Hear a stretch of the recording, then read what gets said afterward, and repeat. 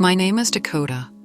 I drive a cross-country semi-truck, which means my address is the I-10 or the I-40 about 80% of the time. And 100% of the time, my truck, which I call Big Bertha, is the only thing keeping me from falling apart. I'm on the road to pay for my dad's medical bills. He suddenly got sick. He's in a pricey nursing home, but I have to keep up the payments. No truck, no paycheck. It's as simple as that. I grabbed a haul that paid really well, from Arizona to South Florida. It was a high-risk run, but the money was double the usual rate. I was tired, but I was motivated. This freight was the difference between my dad staying in the home he needed and me having to sell my house or Bertha herself to cover the debt. So I took it, no questions asked, and put my foot down. Everything was fine until I crossed the Florida line. The air was humid and heavy, and Bertha started making a horrible noise in the back end. It wasn't the kind of noise you ignore. It was the kind of noise that screams, "Stop now, or lose an axle." And if you lose an axle, you're out of business for weeks.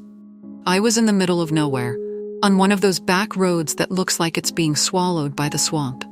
The sign said unattended rest area, but there wasn't even a proper truck stop, just a concrete pull-off and darkness. I was already way over my hours of service, HOS limit, so I had to pull over anyway, or the electronic logbook was going to slap me with a federal fine. I jumped out of the cab, grabbed my tactical flashlight, and went to inspect the axle. I was totally alone. No cell service, not even a trace of 3G. If anything went down, I had to handle it myself. I felt tiny next to that 53-foot trailer, with the smell of pine and Florida marsh hanging heavy. While I was bent down near the tires, examining a wheel hub, I heard it. It didn't come from the engine, it came from the trailer. A faint sound, like a gentle thud on the metal sheet. I froze. At first, I thought it was the cargo, maybe a fitting that came loose. The haul was supposedly pallets of resort supplies, but the trailer was sealed tight with those heavy-duty security seals. I went back to work, trying to ignore it, but then it came again. It wasn't a random thump. It was a tap, tap, tap, faster. It sounded like a plea for help. It was a human sound. There's no way I could mistake it. My stomach dropped to my knees. Smuggling. I knew instantly I was screwed. If I had known, I never would have taken the load. I am not a criminal, but now I was hauling a crime. I started shaking, but not from the chill. I went back to the seals. They were intact. That meant somebody, the real criminals, the smugglers, had put those people in there. And they saw me as the dumb driver, the disposable scapegoat. My mind went into full panic mode. If I opened the door, they could rush out and attack me. If I completed the delivery, I would be handing people over to captivity and being complicit in a major crime. I couldn't do either. I grabbed my crowbar from under the passenger seat. I keep that more for defense than for maintenance. I decided I had to check. I couldn't let people die, especially after hearing a muffled cough come right after. I climbed onto the side of the trailer, my heart pounding so hard I thought it would wake the people inside. I noticed the top seal looked strange, not broken, but too new.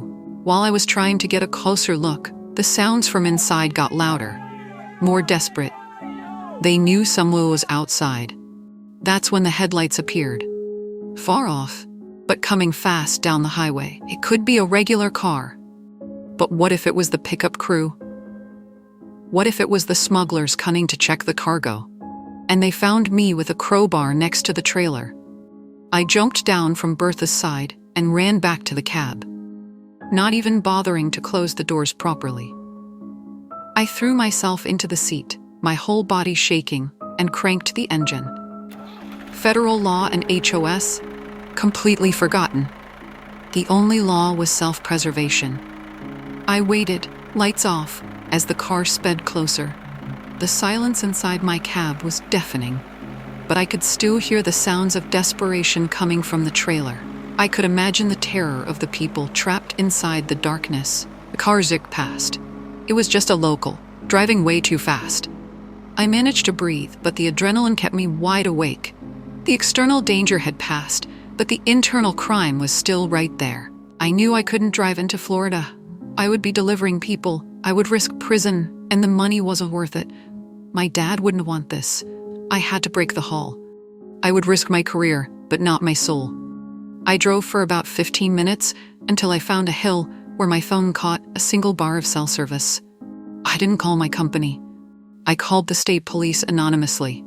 I spoke fast, whispering, giving the trailer's license plate and Bertha's location on the deserted road, saying there was human smuggling and that I feared for my life. I drove another 40 miles before stopping at a safe truck stop and waiting for the sun. I had abandoned the load, the truck, and the money, but the police were going to find those people. I did the right thing. I chose their lives over my livelihood. A road pulled me out of the mud and gave me a path, but it always demands a price. I don't know what's going to happen to Bertha or my job, but I know I'm no longer the dumb driver the mafia tried to use. I'm Dakota, and my truck is my castle, not theirs. Thank you so much for your company. If this story kept you hooked, don't forget to click on the card to watch the next story.